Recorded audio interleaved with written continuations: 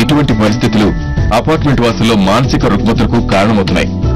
ఈ పరిస్థితి పెద్దల కన్నా పిల్లలపై ఎక్కువ ప్రభావాన్ని చూపిస్తోంది.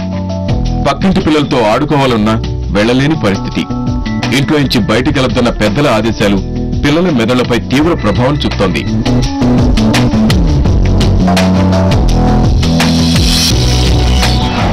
పిల్లలకి కావాల్సింది హెల్తీ పర్సనాలిటీ డెవలప్మెంట్.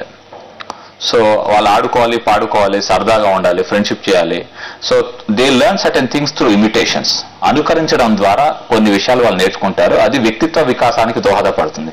సో ఇక్కడ అనుకరణ లేదు, ఆట లేదు, పాట లేదు. సో నేచురల్గా ఏమవుతుందంటే ఆ పర్సనాలిటీస్ ఏదైతే డెవలప్ అవుతున్నాయో అది అంత హెల్దీగా డెవలప్ అవ్వడం.